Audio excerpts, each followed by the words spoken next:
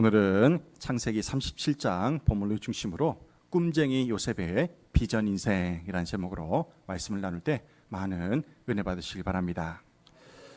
말씀에 앞서 영상을 하나 볼 텐데요. 항저우 아시안 게임에서 있었던 롤러스케이트 은메달과 또 탁구 금메달 선수들의 인터뷰를 잠시 보도록 하겠습니다.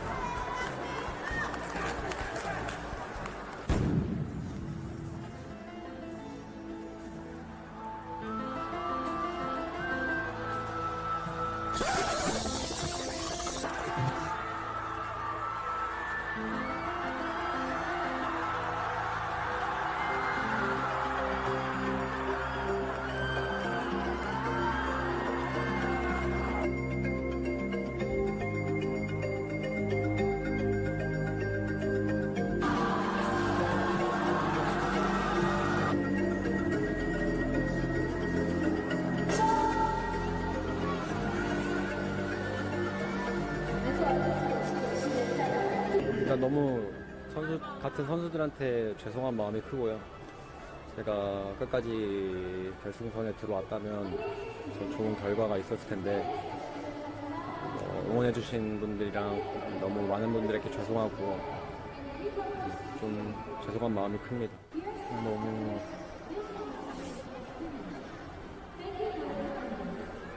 안 좋게만 봐주시지 마시고 좋게 봐주셨으면 좋겠습니다. 아쉬운 상황이지만 다음이 있다면 좀 더 이겨내고 다음에 더 좋은 모습 보여드릴 수 있게 더 노력하겠습니다.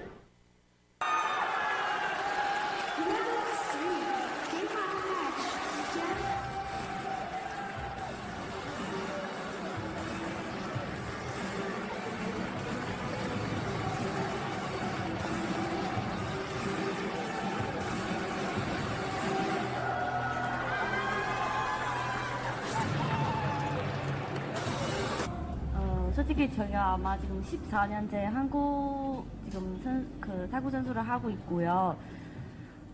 솔직히 제가 중국에서 수준이 좀 낮아서 떨어져가지고 더 높은 자리를 올라갔었는데 다시 저 타구 인생 기회를 주셔서 일단 제가 한국에서 오는 거 또 다시 타구 제 2인생 출발을 하는 거고요. 솔직히 지금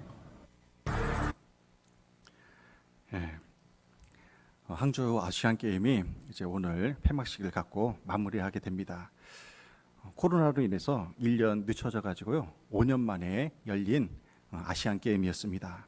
이 아시안 게임을 보면서 5년 동안 피땀 흘려 준비한 선수들의 에너지를 느낄 수가 있었습니다. 영상에서 봤듯이 롤러스케이트 3000m 남자 계주에서 불과 0.01초 차이로 은메달을 차지했습니다. 마지막에 들어온 선수가 우리 한국 선수가 세레머니를 0.01초만 늦게 했더라면 금메달을 딸 수 있었을 텐데 참으로 아쉬움으로 남는 경기였습니다. 이 영상을 보면서요 댓글이 많이 달리는데 그 댓글 중에 가장 많이 달린 댓글이 이런 내용이었어요. 끝까지 최선을 다해준 대만 선수를 응원합니다. 대만 선수를 칭찬하는 거예요. 다 모두가 졌다고 생각했는데요. 대만 선수가 끝까지 죽을 힘을 다해 발을 뻗어서 금메달을 차지할 수가 있었습니다. 우리나라로서는 너무나 안타까운 일이지만 대만 선수에게는 그 선수의 포기하지 않는 열정을 전 세계인들이 환호하고 환영하고 있는 것입니다. 또 하나의 영상에서는 남한과 북한이 여자 탁구 결승전을 치렀습니다. 남한과 북한의 결승전이라 참 많은 이목이 끌었는데요. 막상 뚜껑을 열어보니까 실력 차이가 월등하게 나가지고요. 별 긴장감 없이 그렇게 경기를 지켜봤습니다. 금메달을 땄어요. 올해 19살인 신유빈 선수는 5살 때부터 탁구 신동으로 불렸던 천재 탁구 선수입니다. 얼마나 에너지가 넘치는지 주변의 사람들을 많이 유쾌하게 만들어요. 그래서 참 이쁘고 아름답습니다. 제가 감동받은 것은 함께 뛴 31살 전지희 선수였습니다. 이 전지희 선수는요, 중국 사람이에요, 원래. 근데 중국 국적을 포기하고 한국에 와서 국가대표가 된 것입니다. 인터뷰에서 말했듯이 중국에서는요, 이 전지희 선수가 실력이 한참 못 미쳐가지고 국가대표를 꿈에도 꿀 수가 없었던 것입니다. 그래서 한국에 와서 열심히 노력해가지고 국가대표가 되었고요. 결국 우리 신유빈 선수와 함께 금메달을 목에 거는 그 꿈을 이루게 되었습니다. 전지희 선수가 국가대표에 대한 꿈과 비전이 없었다면 평범한 일상을 살고 있었을 것입니다. 이 전지희 선수는 꿈을 꾸었습니다. 그리고 열심히 도전했어요. 마침내 아시아에서 가장 높은 곳에 오를 수가 있었습니다. 이 아시안 게임을 보면서 메달의 색깔이 아니라 메달의 가치를 어떻게 생각하느냐가 중요하다는 것을 다시 한번 깨닫게 됩니다. 어떤 선수들은요, 금메달 못 땄다고 그 단상에서 울상을 치어요. 이것은 자기 노력에 대한 어떻게 보면 배신이라고 생각을 합니다. 비전을 향해 끝까지 최선을 다했다면 금메달이 아니더라도 자기 자신에게 박수를 보낼 수 있을 것입니다. 우리는 날마다 믿음의 경주를 하고 있습니다. 우리도 매일매일 경기를 치르고 있어요. 하나님이 주신 비전을 쫓아 한 걸음 한 걸음 믿음으로 살아가는 저와 여러분 되시기를 주님의 이름으로 축원합니다. 아주 오래전에 미국의 한 청년이 세상에 이목을 끌었던 적이 있습니다. 세계적으로 아주 파장을 일으켰던 그런 사건이 있었어요. 이 미국인 청년은 불우한 환경에서 태어났습니다. 아버지가 3명이에요. 그러다 보니까 배다른 형제들 사이에서 시기와 질투를 받으면서 사랑받지 못한 채 그렇게 살아갑니다. 근데 어머니도 이 청년을 그렇게 아들로서 인정하지 못하고 그렇게 내놓은 자식처럼 그렇게 키웠던 거예요. 이 청년이 학교 생활을 하는데 고등학생 때 친구들하고 맨날 싸우다 보니까 결국에는 자퇴를 하게 됩니다. 그리고 갈 곳이 없으니까 해병대에 들어갔어요. 해병대에 가서도 동기들과 싸우고 상관의 말을 듣지 않아서 결국에는 불명예 제대를 하고 말아요. 그리고 이 청년이 하는 일이 없어서 외국으로 떠납니다. 외국을 떠돌다가 신원을 확인할 수 없는 한 여인과 결혼을 해요. 그래서 미국으로 함께 돌아와서 미국에서 가정 살림을 차립니다. 그러던 어느 날 친구를 이제 집으로 초대했는데 그 아내가 친구들 앞에서 그 남편을 그를 갖다가 계속 못마땅해 하면서 불평을 하는 거예요. 이 사람이 얼마나 친구들 앞에서 창피했겠습니까? 집을 나가요. 집을 나가가지고 화를 내면서 자기 자신을 사랑해주는 사람이 아무도 없다고 판단한 나머지 극단적인 선택을 하려고 합니다. 그가 무슨 선택을 하냐면요, 집에 있는 소총을 들고 저 서점에 있는 꼭대기에 올라가가지고 한 사람을 저격을 해요. 그 사람이 누구냐면 그날 그 거리를 지나가기로 되어 있었던 존 F 케네디 대통령을 암살을 한 것입니다. 한 청년의 이러한 잘못된 선택으로 인해서 한 민족의 위대한 지도자가 목숨을 잃는 그러한 일이 벌어지고 만 것입니다. 오늘 본문 창세기 37장에는 이 청년과 비슷한 삶을 살았던 한 사람의 이야기가 나옵니다. 이 사람도요, 배다른 형제들 사이에서 성장을 했어요. 그리고 형제들의 시기와 질투를 받으며 자라게 됩니다. 그리고 이 청년처럼 여기저기 또 돌아다니는 인생을 살게 돼요. 하지만 그 두 사람의 인생은 결말이 완전히 다르게 마무리가 됩니다.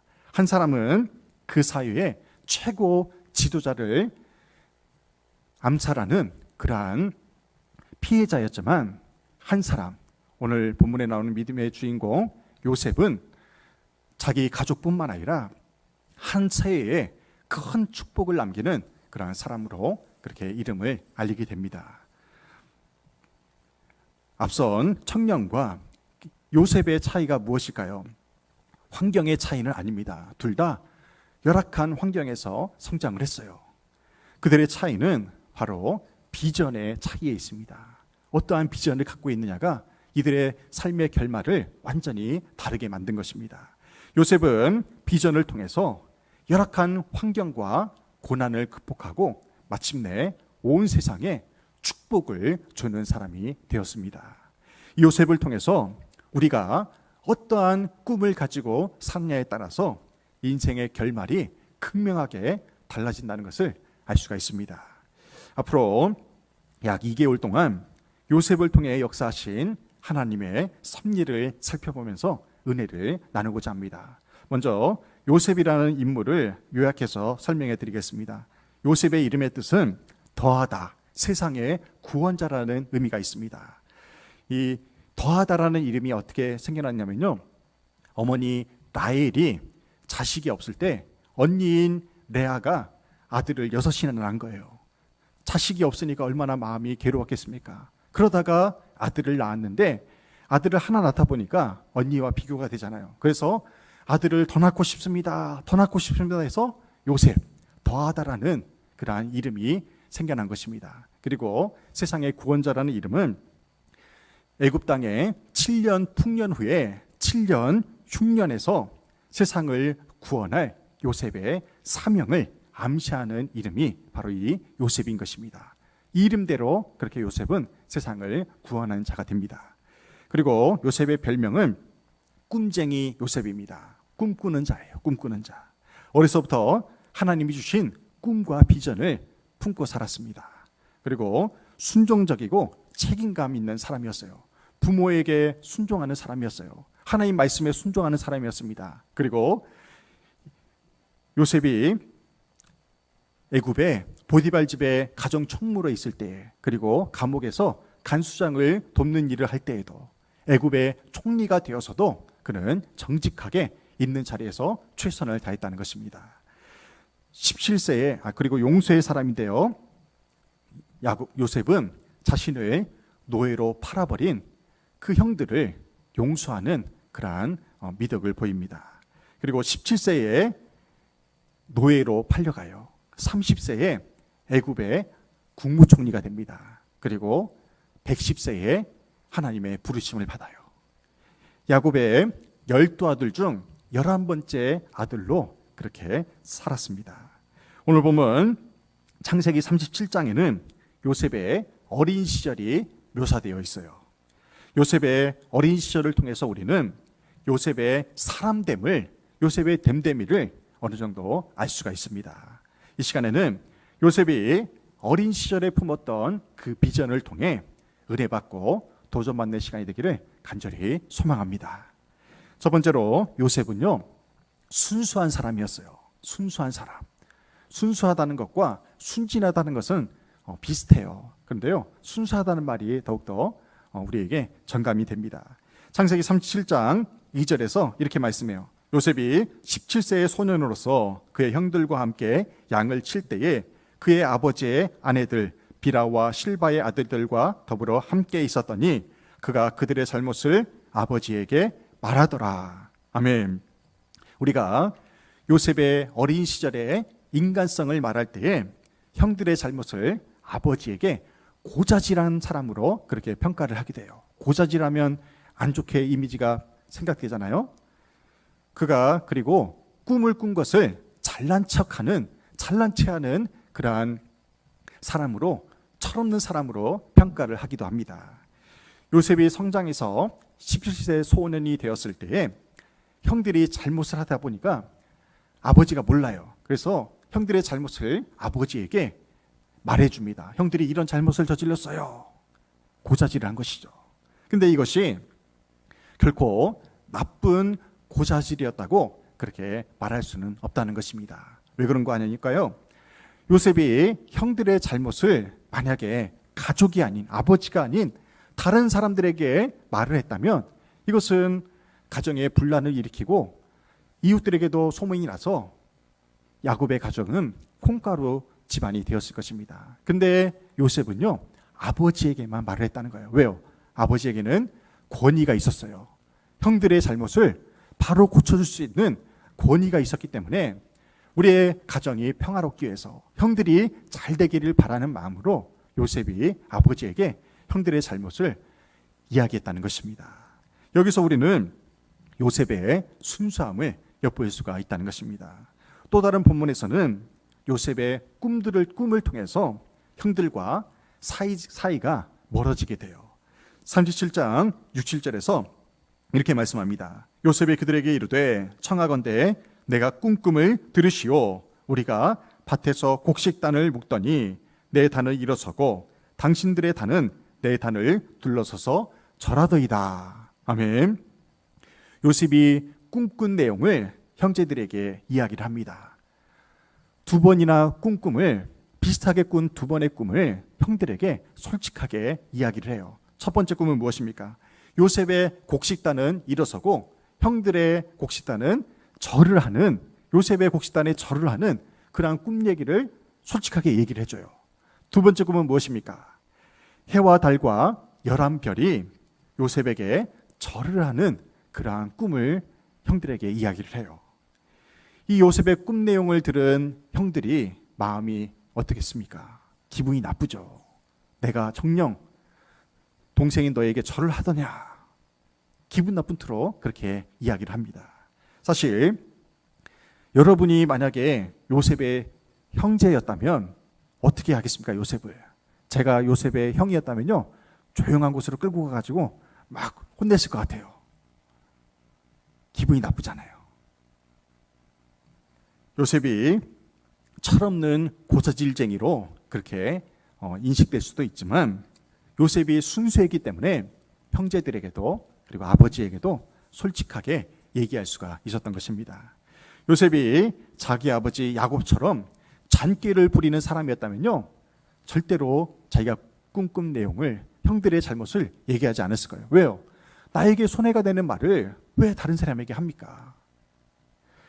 팩트이지만 좋지 않은 얘기를 하면 형들이 미워할 것이고 가정에서 왕따를 당할 것을 뻔히 알면서도 요셉은 그렇게 정직하게, 솔직하게 이야기를 해준 것입니다. 왜요? 그의 마음이 순수했기 때문에 그래요. 하나님이 요셉을 쓰신 이유 중에 하나가 바로 요셉의 순수함에 있습니다. 거짓이 없어요. 꾸밈이 없습니다. 예수님이 어린아이를 하나 세워놓고 제자들에게 하나님 나라의 비밀을 이렇게 말씀하십니다. 너희가 돌이켜 이 어린아이와 같이 되지 아니하면 결단코 천국에 들어가지 못하리라. 할렐루야. 어린아이와 같이 순수한 마음이 아니면 천국에 들어갈 수 없다고 주님이 말씀하신 거예요. 예수님은 제자들에게 어린아이와 같이 순수한 마음으로 신앙생활할 것을 우리에게 가르쳐 주십니다. 기독교 역사를 통해서 경건한 믿음의 신앙의 선배들의 그 생애를 살펴보면요, 한 가지 공통점이 있습니다. 그 공통점은 뭐냐면 그들이 깊은 영성의 눈을 뜨기 시작한 날부터 단순한 삶을 살았다는 것입니다. 단순하게 살았어요. 복잡하게 살지 않았습니다. 어떤 사람은요, 쳐다보기만 해도 복잡한 사람이 있어요. 그 머릿속에서 수만 가지 경우의 수를 두면서 그렇게 복잡하게 인생을 살아가는 사람이 분명히 있습니다. 그런 사람은요, 하나님도 복잡하게 여기세요. 야, 나만 믿고 나에게만 기도하고 그렇게 살면 되는데 왜 그렇게 복잡하게 생각하냐. 그렇게 복잡하게 사는 사람들의 특징이 뭐냐면 지난주에도 말씀드렸듯이 염려가 많아요. 근심 걱정이 많다는 것입니다. 마음속에 수만 가지 경외의 수를 두고 사는 사람은요, 하나님께서도 복잡하게 여기십니다. 우리는 단순해야 돼요. 오직 예수 그리스도만을 의지하며 살아가는 저와 여러분 되시기를 주님의 이름으로 축원합니다. 미국에 진귀한 도자기나 골동품을 수집하는 골동품 수집가가 있었어요. 굉장히 유명한 사람입니다. 그가 엄청나게 큰 고가의 미술품 가게를 경영하면서 언론인으로도 그렇게 활동을 하고 있었어요. 골동품 수집가이자 언론인으로 활동을 했습니다. 그러나 어느 날 유럽의 명문 가문에서 갑오로 내려오는 도자기가 이렇게 매물로 나왔다는 그러한 소식을 듣게 됩니다. 이 사람이 마음에 기쁜 마음이 들었어요. 그 고가의 도자기를 사기 위해서 유럽으로 달려갔습니다. 수년째 그렇게 돌아다녀도 그 도자기를 살 수가 없었어요. 어디 있는지 몰라요. 그래서 찾지 못해서 미국으로 돌아왔는데요. 어느 날 기쁜 소식이 들려옵니다. 어떤 소식이 들려오냐면 그 도자기를 미국의 한 언론인이 구입을 했다는 그러한 소식을 들어요. 얼마나 기쁜 소식입니까? 드디어 찾았잖아요. 그런데요, 그 언론인이 누구였냐면 바로 자기 자신이었던 거예요. 자기가 수년 전에 그 도자기를 사가지고 자기 보물창고에 넣어놨는데도 그것을 잊어버리고 그 미술품을 찾아서 그게 수년째 헤매했던 것입니다. 오늘 우리가 이 골동품 수지가처럼 살고 있지는 않은지 우리의 신앙을 점검해 봐야 됩니다. 엘샤다이, 전능하신 여호와 하나님을 우리가 믿는다고 말하면서도 두려워하는 경우가 얼마나 많이 있습니까? 여호와라파, 치료의 하나님을 믿는다고 하면서도 맨날 아파 죽겠다고 우리의 입으로 그렇게 하나님을 부정하는 경우가 얼마나 많이 있냐 이거예요. 여호와 이레, 예비하신 하나님, 준비하신 하나님을 믿는다고 하면서도 우리가 순종하지 못해서 받지 못하는 하나님의 축복이 얼마나 많이 있습니까? 여호와 샬롬, 평강을 주시는 하나님이 내 삶에 함께 하시는데도 우리는 마음속에 두려움과 염려로, 근심 걱정으로 그렇게 불신앙인처럼 살아가는 경우가 많다는 것입니다. 신앙생활은 단순해야 됩니다. 단순하게 예수 그리스도를 믿고 의지해야 우리가 하나님의 은혜와 기적과 또 응답을 경험할 수가 있습니다. 어린 시절부터 순수했던 요셉은 장성하에서도 자신의 그 순수함을 잃지 않았어요. 그 성품으로 인해서 가족뿐만 아니라 수많은 영혼들을 살리는 그러한 도구로 쓰임받게 됩니다.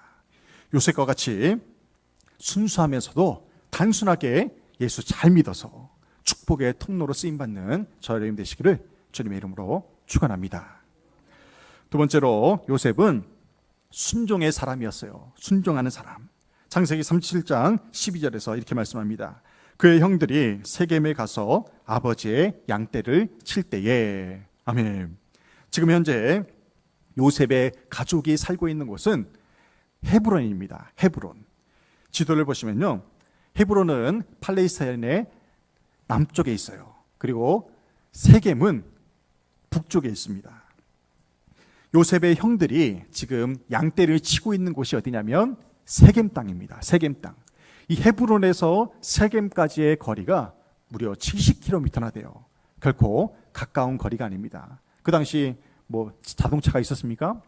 걸어서 이틀 정도를 걸어가야 도달할 수 있는 곳이 헤브론에서 세겜까지의 거리예요. 옛날에는 목자들이 좋은 목초지를 찾아서 그렇게 양떼들을 이끌고 다녔어요. 여기 세겜 땅에는요, 목초지가 많았던 것입니다. 그래서 요셉의 형들이 양떼를 이끌고 세겜 땅까지 그 멀리 찾아갔던 것입니다. 13절 말씀에 보면 야곱이 요셉에게 이런 명령을 내려요. 13절입니다. 이스라엘이 요셉에게 이르되 내 형들이 세겜에서 양을 치지 아니하느냐, 너를 그들에게로 보내리라. 요셉이 아버지에게 대답하되 내가 그리하겠나이다. 아멘. 야곱이 지금 몇 살이에요? 17살이에요. 17세 소년이에요. 우리나라 치면 지금 고등학교 1학년 정도 되는데 크면 크다고 생각할 수도 있고 어리면 어리다고 생각할 수 있습니다. 그런데 성경에서는요, 요셉을 17세 소년으로 그렇게 표현을 하고 있어요. 여러분들 17살밖에 되지 않은 요셉에게 세겜 땅까지 70km나 되는 그 거리까지 아버지 요셉 야곱이 요셉에게 심부름을 시킨 거예요. 이때 요셉이 어떻게 반응을 했습니까? 따라해 보겠습니다. 내가 그리하겠나이다. 70km를 이틀 동안을 그 17세 소년이 혼자서 걸어간다고 생각해 보십시오.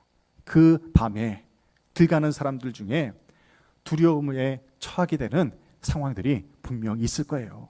근데도 요셉은요, 묻지도 따지도 않고 내가 그리하겠나이다. 아버지의 명에 순종해서 제가 가겠나이다. 그렇게 말을 한 거예요. 얼마나 요셉이 평소에 순종하는 사람이었다는 것을 알 수가 있습니다. 평소에 순종하지 못하면요, 머리를 굴립니다. 아니 70km를 가려면 가다가 사나운 짐승도 만날 수도 있고 다리도 아프고 이것저것 할 일도 많은데 아유 저는 못 갑니다. 그럴 수도 있잖아요. 요즘 아이들 같으면요, 부모들이 그런 일을 시키지도 않습니다. 너무도 귀한 자식이니까. 또 아이들에게 설령 그런 일을 시키면은 아이들이 뭐라고 대답하는 줄 아세요? 못 간다고 전해라. 그럴 거예요. 못 한다는 거예요. 근데 요셉은 어떻게 했습니까? 내가 그리하겠나이다. 평소에 순종이 몸에 배었기 때문에 그렇습니다. 유명한 영성 작가인 앤드류 머레이라는 목사님이 이런 말을 했어요. 우리는 그리스도인이 되는 순간부터 순종의 학교에 입학한다. 아멘. 이게 무슨 의미예요? 그리스도인은 순종하며 산다는 것입니다. 하나님 말씀에 순종하지 않는데 우리가 어떻게 그 하나님의 나라에 다다를 수가 있겠습니까? 오늘 예배에 참여한 우리 모두는 순종의 학교에 입학하여 하루하루 살고 있습니다. 주님의 몸된 교회가 살아 역사하는 교회가 되려면 하나님의 말씀에 온전히 순종해야 됩니다. 우리가 예배 드릴 때에도 각자의 맡은 자리에 순종하여 헌신하는 자들이 있기 때문에 오늘 우리가 이렇게 편안하게 예배를 드릴 수가 있는 것입니다. 올해 77세가 되신 문은자 권사님이 지난 금요일에 대장암 수술을 받으셨어요. 수술을 잘 됐다고 그렇게 연락이 왔습니다. 참으로 감사했습니다. 제가 가끔 토요일 오후에 본당을 올라옵니다. 그래서 점검해요. 예배당이 잘 정리되어 있는지 점검을 해요. 그러다가 가끔씩 이 문은자 권사님을 마주쳐요. 권사님 뭐 하세요? 여쭤보면요, 권사님이 청소를 하고 있어요. 그 연세에 걸레를 가지고 의자를 닦고요, 바닥을 쓸고 있어요. 권사님 그 노년의 나이에 힘드신데 어떻게 그런 일을 하십니까? 그렇게 물으니까 권사님이 이렇게 말씀하세요. 늙어서 할 수 있는 봉사가 이것밖에 없습니다. 할렐루야. 권사님은 그렇게요, 주님의 몸된 교회를 사랑하는 분이십니다. 어떻게 그럴 수 있습니까? 하나님을 사랑하기 때문에 그렇게 할 수 있는 것이죠. 사랑하는 교회 여러분, 할 수 있을 때 힘껏 순종함으로 봉사하시기 바랍니다. 할 수 있을 때 여러분의 사랑하는 자녀들 그리고 우리 교우들을 사랑하시길 바랍니다. 하고 싶어도요, 못하는 때가 반드시 오게 된다는 거예요. 작년에 효도관광 갔던 사람들의 사진을 봤어요. 그런데 그분들 중에 올해 2분이나 효도관광에 참여하지 못해요. 걷지를 못해서 그래요. 가고 싶어도 가지 못하게 될 때가 온다는 것입니다. 할 수 있을 때 힘껏 순종함으로 봉사도 하시고 함께 기쁨으로 참여하시길 바랍니다. 지금 여러분이 하나님께 받은 달란트가 있습니다. 은사가 있어요. 각 사람의 믿음의 분량에 따라 하나님이 주신 선물입니다. 그 선물을 하나님의 영광을 위해서 사용하시길 바랍니다. 그럴 때에 더 큰 선물을 우리에게 주신다는 거예요. 하지만 묻어두면 어떻게 될까요? 결산의 때에 우리가 가지고 있는 그것까지 빼앗겨 버립니다.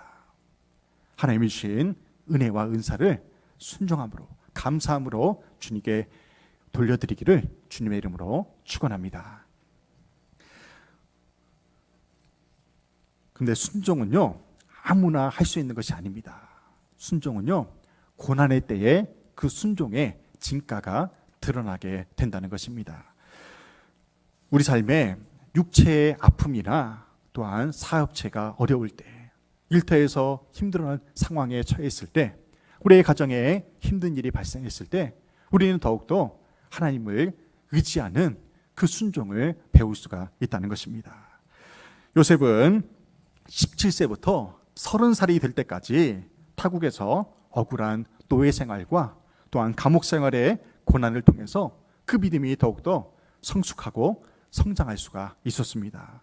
요셉과 같이 기쁠 때나 슬플 때나 순종함으로 하나님께 쓰임받는 저의 여러분 되시기를 주님의 이름으로 축원합니다.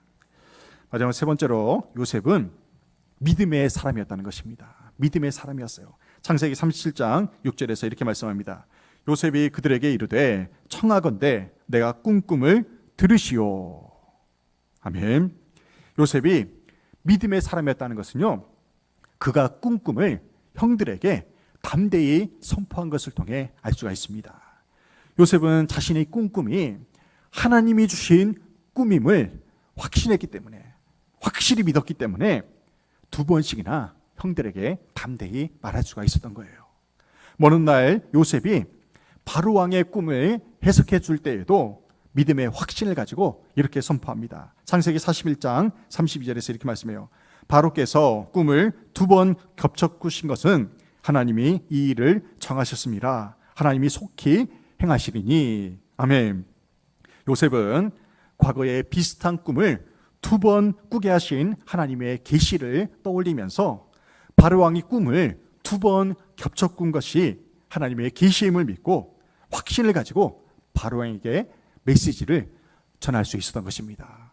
왕 앞에서도요, 요셉은 당당하게 그 꿈의 계시를 선포했던 것입니다. 왜요? 믿음이 있었기 때문에 그래요. 믿음의 확신이 있었기 때문에 왕 앞에서도 선포할 수 있었던 것입니다. 물론 구약 시대와 비교해서 신약 시대를 살아가는 오늘날에는 우리가 꿈을 의존해서 살지는 않습니다. 구약 시대에는 말씀이 희귀했어요.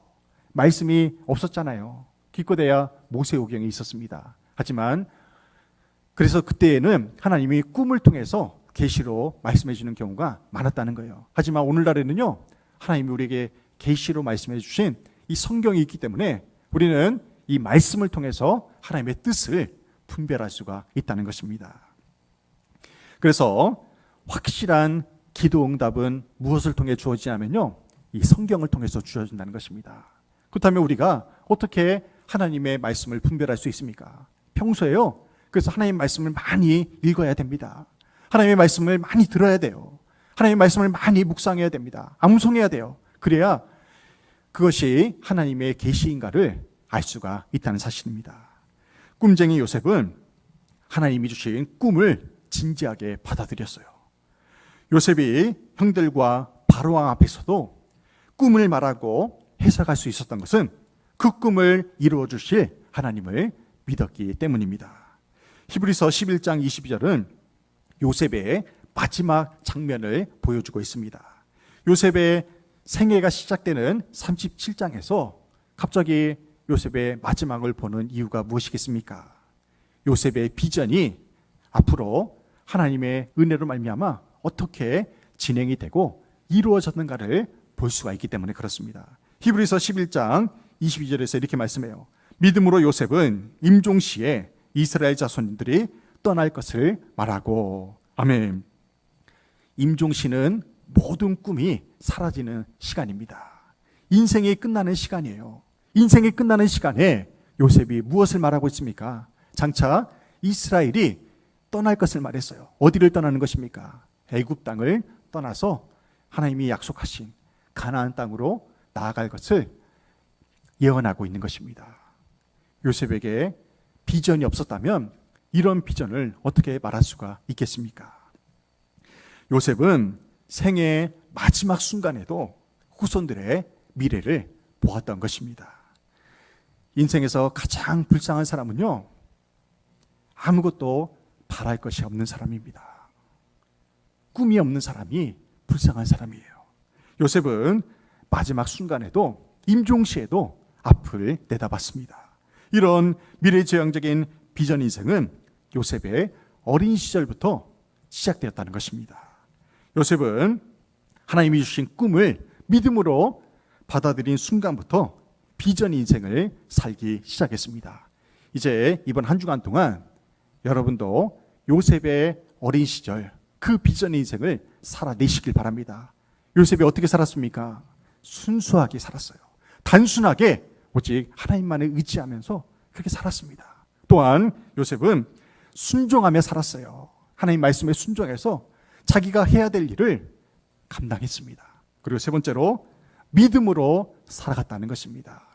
요셉과 같이 이번 한 주간 순수하게 순종하며 믿음으로 살아감으로 말미암아 하나님이 주신 비전을 하나하나 발견하며 성취하며 살아가는 저와 여러분이 되시기를 주님의 이름으로 축원합니다. 아멘.